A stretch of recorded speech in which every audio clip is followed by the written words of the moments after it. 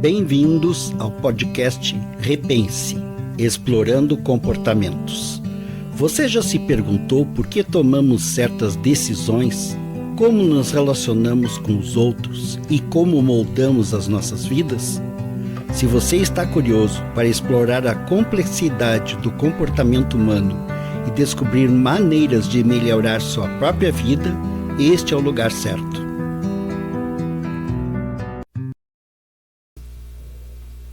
Olá, bem-vindos a mais um podcast Repense. Como de praxe, acesse o nosso canal, @RepensePod, no YouTube. Curta, compartilhe, ative o sininho, isso é muito importante para todos nós. O nosso objetivo aqui é que as ideias sejam propagadas, que sejam divulgadas, porque a gente às vezes está falando com alguém e não tem ideia de que uma outra pessoa está fazendo uso e vai usar aquilo para a sua vida, para ser mais feliz, para ter mais paz, mais tranquilidade. Esse é o objetivo do podcast Repense e por isso que nós trazemos aqui diferentes convidados com diferentes percepções, diferentes experiências de vida, para que a gente pense sobre a nossa. E quem sabe aí, trocando algumas figurinhas, o mundo não fica um pouco melhor. Então, se inscreva, curta o sininho, ative o sininho, faça comentários, que é muito importante para nós.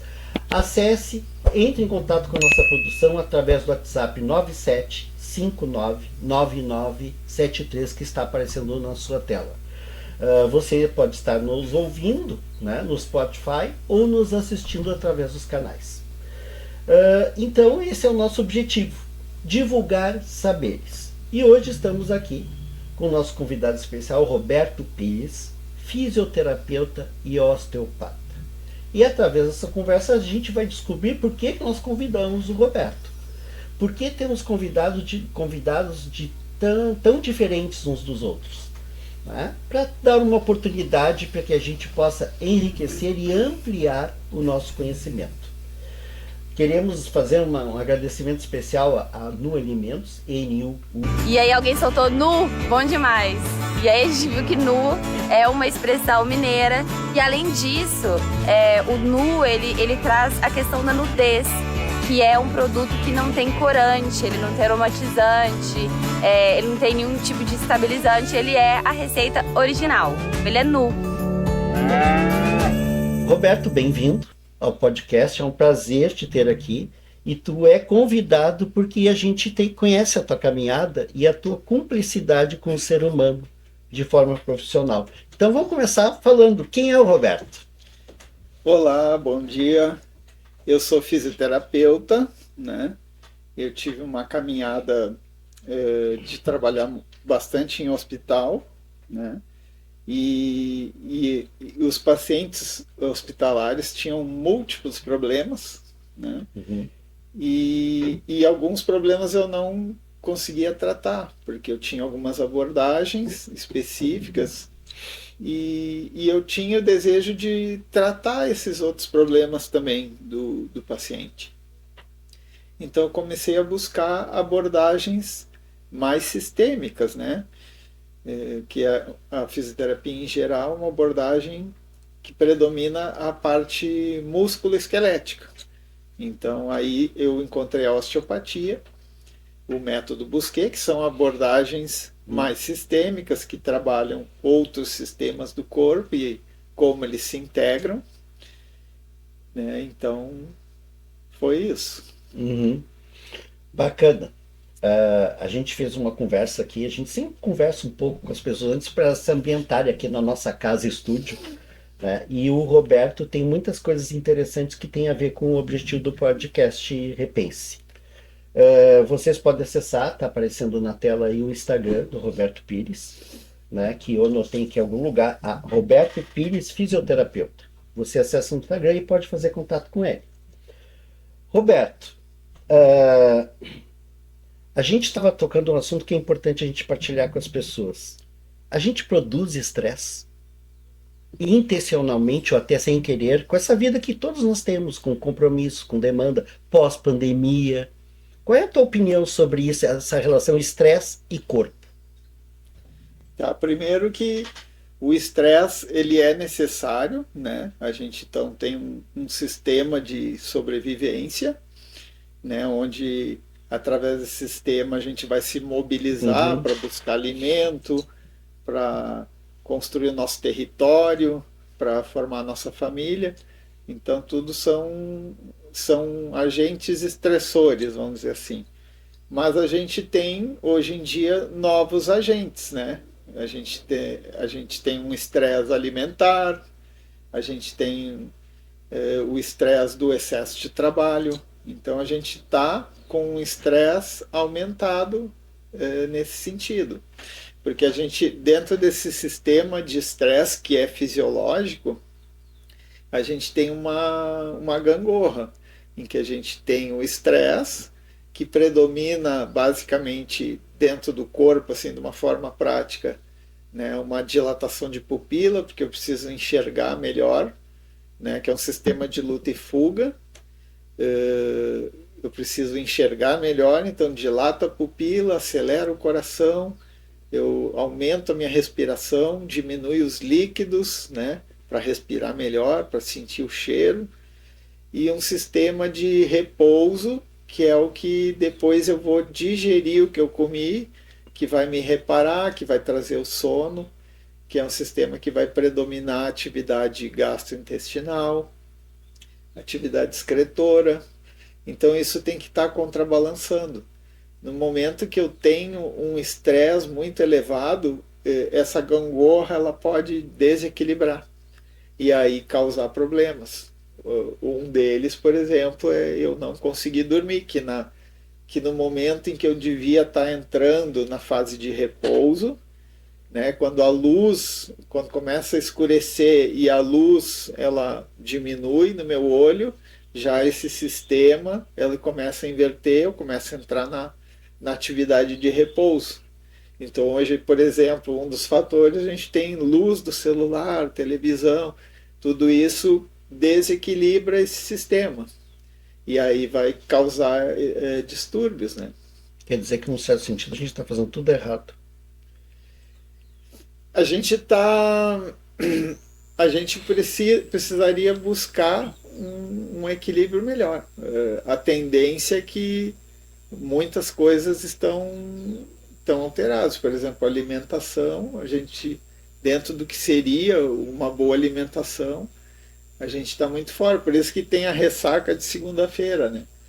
Porque a gente comete excessos no fim de semana, ou come alimentos que são processados, que são mais rápidos ali, porque não se tem tempo, né? Não se privilegia o descanso. Então tem uma tendência da gente estar mais desequilibrado, né? Porque não se busca mais esse equilíbrio. Agora tem movimentos que estão buscando. Então o tratamento, às vezes, muitas coisas a gente tem que orientar, né? Seria interessante fazer isso, se alimentar em determinado período. Qualificar a sua vida. Isso. Dar qualidade para a vida. Por exemplo, assim, sempre aparecem muitos casos de tenho problema para dormir, durmo pouco, custa pegar no sono, acordo de madrugada. Então o que tu está dizendo é que, na verdade, a gente não se dá conta que, às vezes, essa falta de qualidade do sono tem a ver com o dia que eu tive, ou Sim. com os dias que eu venho tendo, que com a alimentação, a minha área social, que é um aspecto importante a gente abordar, essa parte biopsicossocial, porque elas na verdade são diferentes abordagens numa coisa só. Sim. Que é o ser humano. Que uma coisa ela interfere na outra. O biopsicossocial, assim, simplificando, seria o bio é a lesão tecidual. Eu tenho uma dor, né? Eu tenho uma artrose. Aquilo é a lesão, ela sempre vai estar presente algum grau de lesão quando eu tenho dor. Mas eu tenho os fatores psicológicos, que são os meus significados, né? Minha rede de significados. Então eu posso ter medo de barata, e aí isso me causa um grande estresse, e que para outra pessoa ela deixa a barata caminhar no braço dela, não causa nenhum estresse. Então, e os elementos sociais, né? a pessoa se organiza em família, de repente a pessoa não tem família, sozinha, ela se sente desvalorizada, aquilo causa um estresse também, e esses agentes estressores psicossociais vão interferir na lesão tecidual. Às vezes eu tenho uma lesão que é muito pequena e que não era para eu ter dor, mas as outras questões psicossociais desorganizadas vão gerar aquele aumento daquela lesão, vão gerar uma dor. Sim. Então, quando eu tenho uma dor, me apareceu uma dor lombar, por exemplo, será que aquela dor foi um movimento que eu fiz errado? Ou aí a pessoa pode fazer uma retrospectiva. Semana passada eu tive um estresse tremendo, trabalhei o dobro do que eu vinha trabalhando. Ou me incomodei, ou me sinto magoado. Me excedi na alimentação, e aí aquilo vai influenciar no meu processo biológico. Uhum. Né? E às vezes o contrário também. Tá tudo bem, eu estou bem resolvido, as minhas questões sociais, está tudo bem, e eu posso ter uma lesão tecidual um pouco mais agravada num exame, mas eu não tenho dor nenhuma, né? Então, esses três elementos, eles interagem, porque a lesão tecidual, né? Por exemplo, eu sofro um acidente, que aí não tem como, né? Eu fui atropelado, então ali eu tenho uma lesão importante. A dor que ela traz, ela vai trazer um problema para os outros campos. Então, uma via de duas mãos, né? Mas a forma também que eu lido com a minha dor, com a parada que eu tive que fazer, também interfere. Se eu não consigo lidar bem com aquilo, desorganiza o psicossocial. Mas se para mim, né, eu tive um caso há muito tempo atrás no hospital que me chamou muita atenção, que o rapaz novo sofreu uma amputação, mas ele era extremamente positivo. Não, eu vou fazer uma...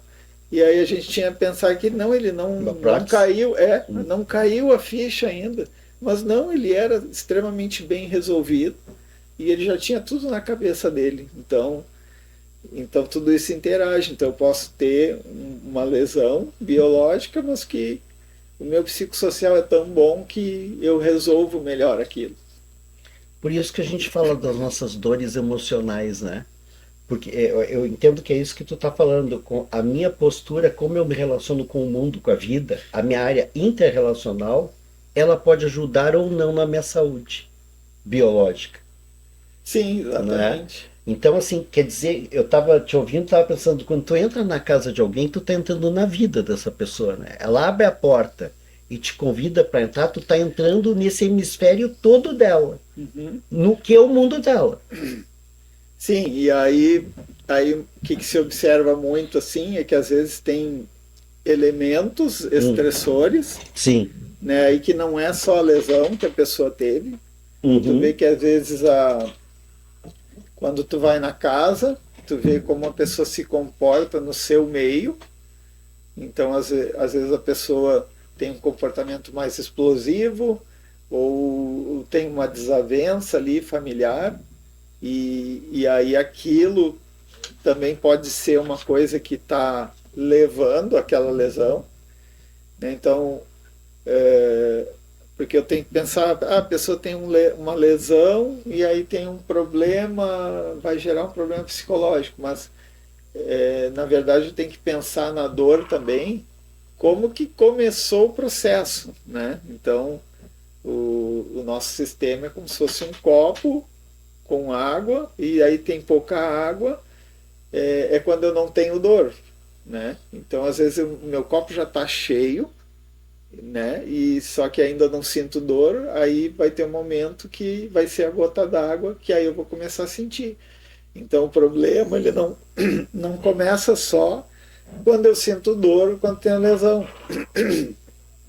Tem os fatores que antecedem. Então, eu tenho um estresse lá com a minha família, eu tenho problemas de comportamento, de mágoa. Isso tudo vai se acumulando e aí depois, no futuro, pode gerar a lesão. Então, a gente observa muito que aquele ambiente ali familiar, aquele ambiente na casa dela, como ela se comporta, como ela lida com os problemas, pode ter sido um fator que levou ao estado que ela está hoje. Uhum. Bem importante isso, porque as pessoas que chegam para nós, elas chegam falando sobre um problema, mas nunca é aquilo ou só aquilo. Tem toda uma história por trás. Sim. Né? Que é o que tu está falando agora. Então, quando a gente chega, né, ou psicoterapeuticamente, né, ou através da fisioterapia, na pessoa a gente está pegando consequências de uma história. Sim. Então, é muito importante isso. Eu tenho uma pergunta para te fazer que sempre causa polêmica. A fé é curativa? Então, dentro desses elementos biopsicossociais, a religião é uma expressão da sociedade, né? Então, se sabe hoje sobre dor, é que o nosso cérebro ele produz os opioides endógenos, que é uma morfina endógena. Então, se sabe que tem que ter condições ideais para ele fazer isso. Então, porque dor na verdade, quando se eu te belisco, aquilo não é dor ainda, é uma informação nociceptiva que chama. É uma informação que está indo para o cérebro. E aí, lá o cérebro vai interpretar se aquilo é ameaçador ou não, e aí a resposta é a dor. Então, o que acontece? Se o meu cérebro ele está operando bem, ele inibe aquela informação que subiu e ele não considera aquilo como ameaçador. Então ele bloqueia a dor, ele bloqueia núcleos mais baixos e aí eu não sinto dor. Uhum. Então, quais são essas condições ideais? Um sono bom, né? E, por exemplo, se eu acredito em alguma coisa, se eu tenho a fé, né, eu ajudo o meu cérebro a bloquear aquela dor, tá? Que é mais ou menos o que acontece no efeito placebo, onde é dado, para comparar com outro grupo, um comprimido de farinha e a pessoa melhora com aquilo. Aí por que melhora? Aí começaram a estudar isso, e é isso, o cérebro dela passa a trabalhar melhor, né, e inibir aquele problema.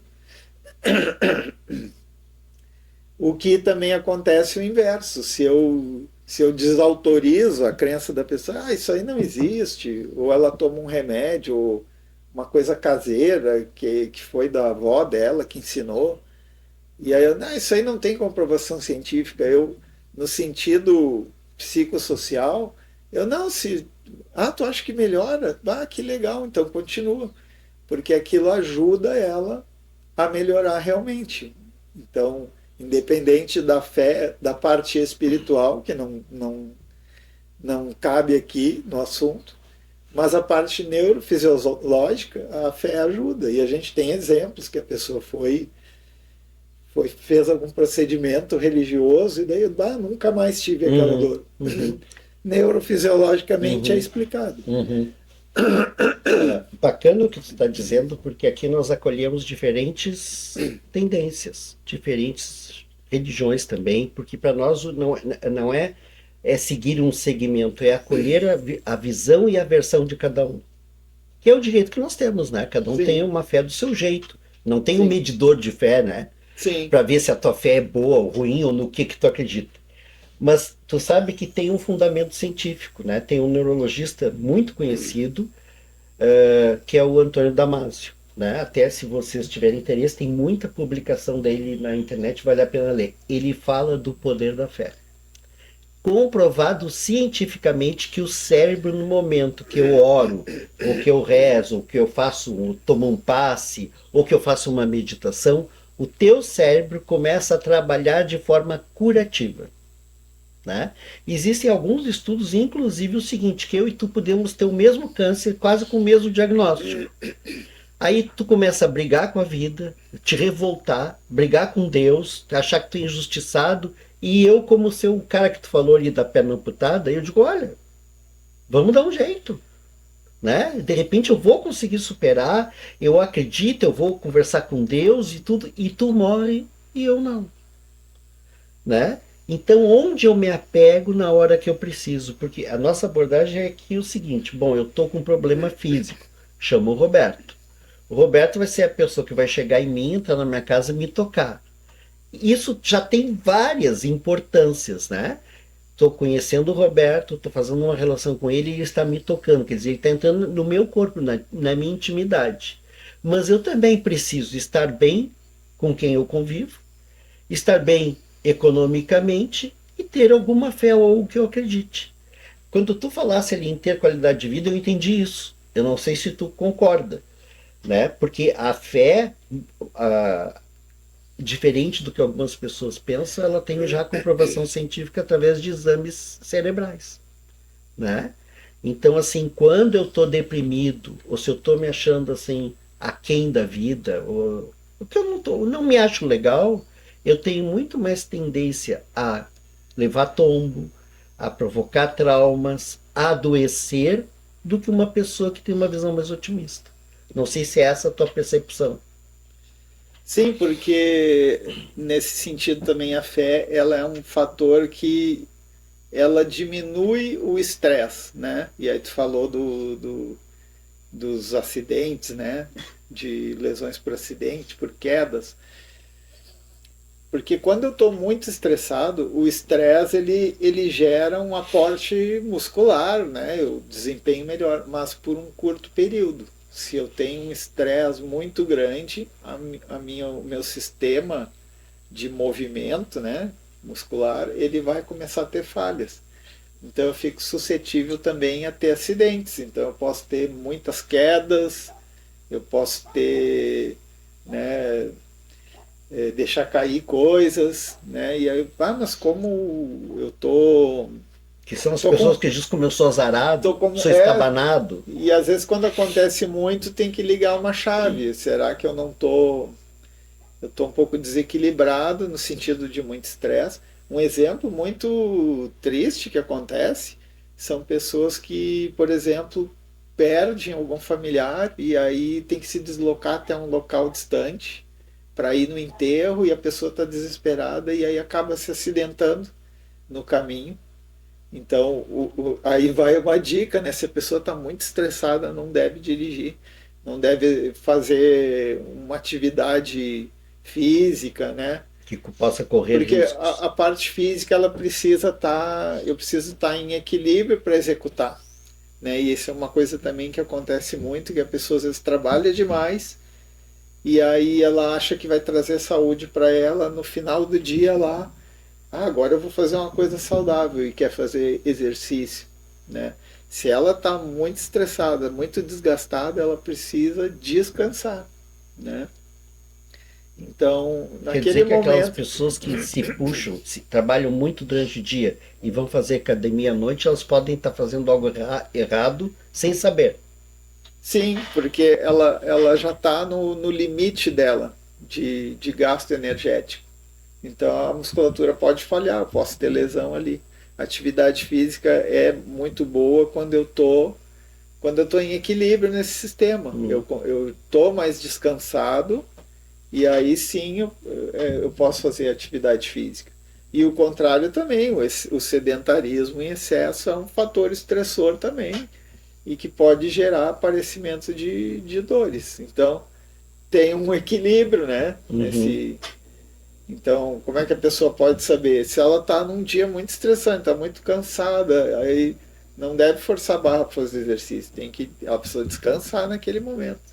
E a alimentação também. Se eu estou muito na correria, eu não consigo parar para fazer a refeição, não posso comer uma coisa muito pesada. Tenho que comer uma coisa bem leve, porque essa parte de digestão ela vai funcionar melhor quando eu estou mais relaxado, mais em repouso. Se eu não vou ter tempo de fazer um descanso para digerir, né, aquela cesta depois do almoço, que eu tenho que comer e já tenho que correr, é melhor que eu coma uma coisa bem leve, porque senão compromete também o meu dia. Eu estou chegando à conclusão que a gente faz tudo errado. Porque a gente vai correndo atrás da máquina e a gente não se dá conta de tudo isso que a gente está fazendo. Agora eu vou botar uma academia na minha vida, mas como, em que momento, para quê, de que forma? Né? Qual é o meu objetivo com isso? E de repente eu posso estar sem querer me prejudicando. Agora abordasse uma questão dos traumatismos, né? Físicos, de contusão, de repente torção. As pessoas dizem, o que que eu tenho? Não, não basta o que eu trabalho, agora olha o meu pé, olha o meu braço. Então, eu sempre tento trabalhar no aspecto psicoterapêutico, né, mais na linha transpessoal, de por que que isso está acontecendo e qual o recado disso. Por que que de repente que eu estou a milhão correndo na minha vida e de repente eu estou parado em casa? Porque a gente tem que fazer o que a gente chama de resiliência, né? É entender o que que esse momento pode me proporcionar de sabedoria. Para eu descobrir ou pensar sobre mim e a minha vida, né? Sim, sempre vai ter aquele problema, ele não está surgindo do nada, ele surge como consequência desses fatores que... Então, sempre tem que fazer uma retrospectiva do que eu venho fazendo, o que vem acontecendo para gerar aquele problema, né? Claro que eu posso ter uma lesão porque foi culpa de outra pessoa, né? O atropelamento, por exemplo, né? Mas esses acidentes que eu tropeço, que ele está vinculado a esses outros fatores, né? De estresse, questão alimentar, de falta de sono, se eu não durmo bem também, os meus reflexos, né? Eles ficam mais lentos e aí eu posso também falhar nessa questão muscular. E a dor? A dor, ela sinaliza algo, ela é uma causa ou uma consequência? Então, a dor ela tem uma classificação agora mais nova, que eu tenho a dor que é porque realmente eu fui agredido, uma queimadura, por exemplo, eu encostei. É uma dor rápida, que ela tem uma informação que sobe de maneira rápida e não faz muita conexão, e que eu tenho que fazer uma retirada rápida, é uma questão necessária para minha sobrevivência. E eu tenho muito essas questões de dor crônica, que daí ela já tem um trajeto mais lento, que faz várias comunicações, com partes emocionais também. Então daí essa minha rede de significados influencia em como eu percebo essa dor, né? Então existe hoje educação em dor, que é quem tem dor crônica, tem uma série de questões que eu tenho que me preocupar para depurar, eu tenho que fazer uma coisa que eu goste, mesmo sentindo dor, eu preciso me distrair, ter prazer, né? Não ficar prestando atenção só na dor, evitar, por exemplo, programas de televisão lá que só dá tragédia, isso vai me impactar negativamente e esse processo de inibição da dor pelo cérebro ele vai falhar. Tem que tentar fazer atividade física leve, né? Se eu estou com dor, eu também não posso forçar uma atividade que vai inflamar mais a minha lesão, por exemplo. Mas fazer um exercício leve que eu consiga, né, também produzir endorfinas que vão ajudar na questão da inibição da dor. Então ter um núcleo familiar que me ampare, não fique cobrando, porque às vezes a família quer ajudar, mas acaba assim, tu não está te ajudando, e joga a responsabilidade para ti. E aí tu acaba se sentindo culpado porque está com dor. Então tem que buscar essas questões, equilibrar tudo isso para modular essa dor, né? E eu tenho também a dor nociplástica, que chama, que é isso? É uma dor, uma nova classificação, que é uma dor que ela não tem relação direta com uma lesão mesmo. Ela não faz sentido, vamos dizer assim, porque dói várias partes do corpo. Se eu não tive se eu não caí, se eu se não teve um evento, não faz sentido, vamos dizer assim, eu ter dor em várias partes do corpo, né? Como a fibromialgia, né? Como que pode doer tudo, né? Então é a própria dor que dispara e tem dificuldade de modular. Aí a dor é um problema, né? Claro que também essa questão de dor que dói em várias partes tem a ver com o sistema, né? Então, por exemplo, a má alimentação, ela leva a o que chama hoje de inflamação de baixo grau, que é uma inflamação que não fica ali quente, né, pulsando, mas é silenciosa. O meu corpo ele está produzindo elementos inflamatórios que estão circulantes e às vezes qualquer coisa que eu faça, aquilo já dispara. É como se fosse uma brasa que não está pegando fogo, mas ela, qualquer vento, acende fogo. Então ela está silenciosa, mas ela existe. Uma coisa, por exemplo, que eu gosto de dar o exemplo, é pessoas que às vezes fazem massagem, todo mundo gosta de massagem, que é uma coisa relaxante, e ficam doloridas depois da massagem, com todo o corpo doendo. Às vezes já vi pessoas que referem que, olha, eu não consegui caminhar uns 2 dias, fiquei tão dolorida. E qual o sentido disso? Porque ela tem uma inflamação de baixo grau e tu precisa cuidar os estímulos que tu vai dar, porque ela está muito sensível. E a inflamação e a alimentação é uma via inflamatória, que no intestino é que decide lá o que vai entrar e sair do corpo. Então, por exemplo, podem estar entrando substâncias que estão gerando respostas inflamatórias. Né? Tem a síndrome da permeabilidade intestinal, que é como se fosse um coador, tá? E aí ele está com a parede muito aberta e está passando coisa que era para ser filtrada. Então isso inflama o corpo. Então, uma das vias da fibromialgia é uma alimentação muito regrada, né? E as pessoas melhoram bastante. Tem bastante coisa sobre isso. E porque tem alimentos que são mais inflamatórios, né? Impressão minha, ou a gente tem tido mais dores? Sim, porque a gente tem mais agentes estressores, né? Por exemplo, essa parte de alimentação, antigamente a gente comia comida natural, né? Não tinha alimentos processados. A gente tinha um sono porque, se a gente pensar antigamente, né, quando não tinha luz elétrica, quando escurecia as pessoas já iam se recolher. Então o ciclo circadiano, né, que é sono e vigília, as atividades metabólicas, elas eram melhor reguladas, né? E hoje a gente tem uma inversão, a gente tem luz do celular, tem excesso de atividades, né? Trabalha até mais tarde. Então o cortisol, né, que é o hormônio que dá energia, às vezes quando ele era para estar caindo à noite, ele ainda está elevado e a pessoa não dorme bem.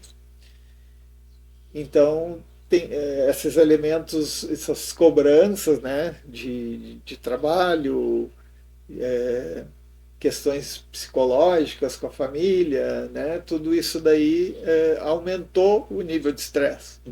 E também toda a tecnologia que tem no quarto da pessoa às vezes, né? Sim. Eu durmo com o celular embaixo do travesseiro, eu fico vendo televisão e ainda tenho o computador ligado.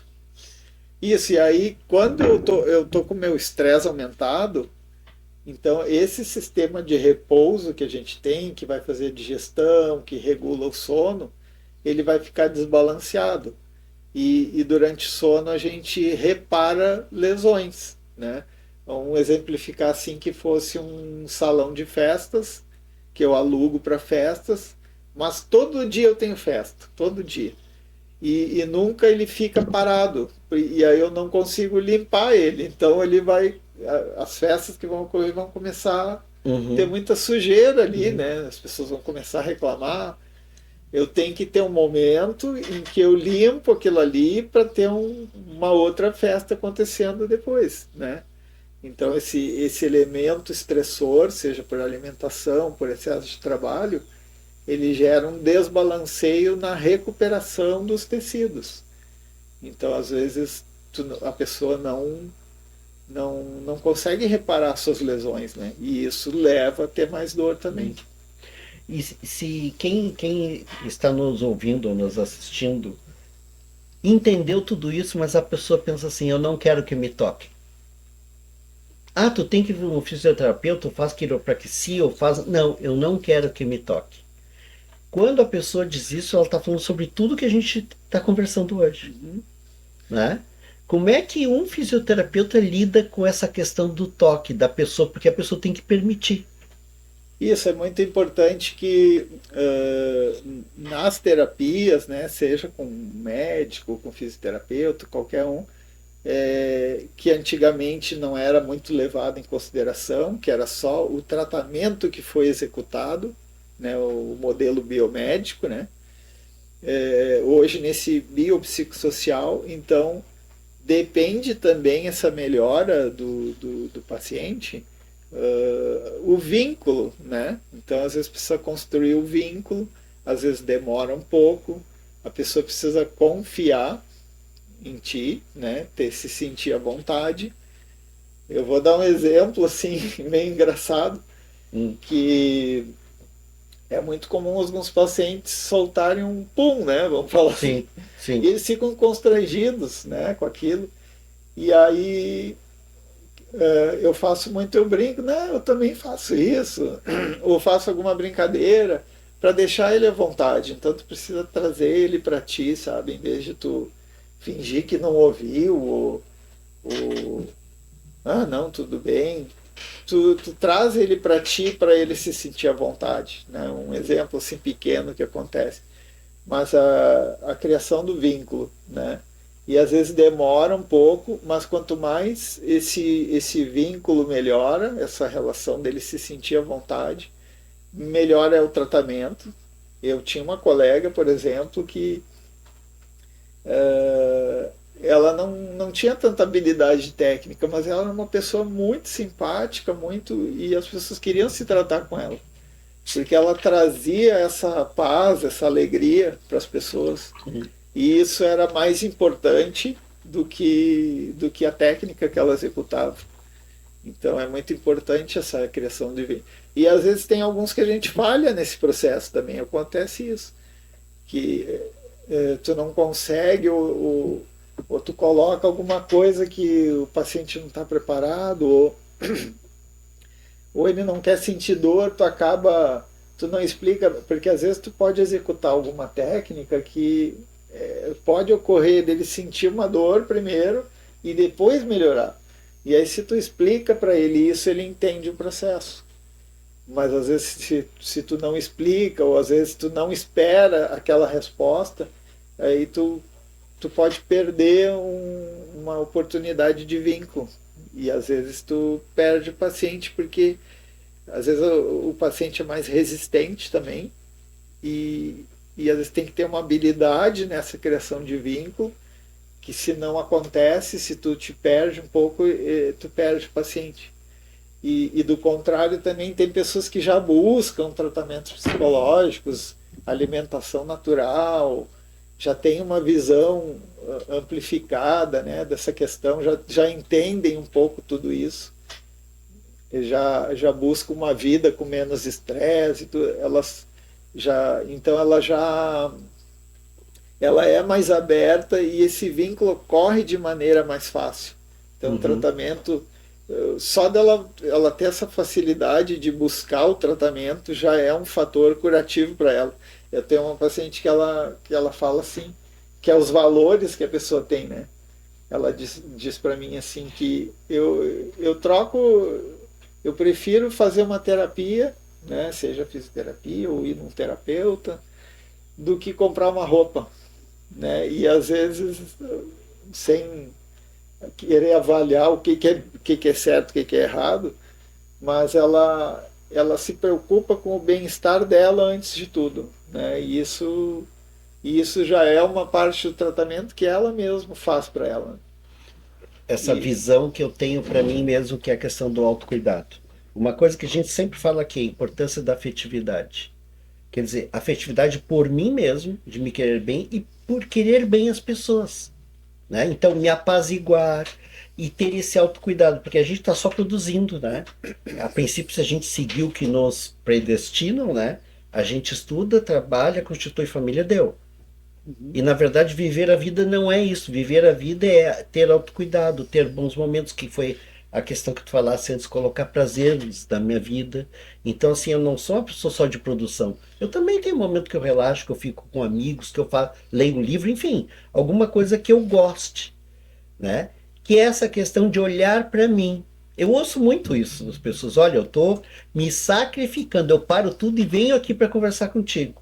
Mas é o meu momento. É o momento que eu tenho para mim. E aí quebra aquele estereótipo, né? Que eu tô tão mal que eu vou fazer psicoterapia. Não, não precisa estar mal para fazer Sim. psicoterapia. É o momento que tu tá tendo para falar, para botar as coisas para fora e para até entender melhor algumas coisas, Que é né? aquela história que eu falei do copo encher, né? Eu não preciso que ele transborde para mim procurar alguma coisa. Quanto mais eu manter ele baixo, seria assim, se esse copo está muito cheio, se eu fizer assim, ele já derrama. Uhum, Mas se ele estiver lá embaixo, eu posso fazer assim, eu posso fazer assim, sim, né? Então eu posso agitar ele, que vai ser muito mais difícil dele derramar. com Então eu certeza. preciso criar reservas, né? Uhum, E uma coisa, esse dia que eu fiz uma reflexão numa clínica geriátrica, aí tem muitos pacientes com demência, e aí toda vez que eu vou, tem um paciente que está sentado lá na sala e ele chama pela esposa, ele fica contido porque ele quer sair andando e pode cair, então ele tem uma contenção.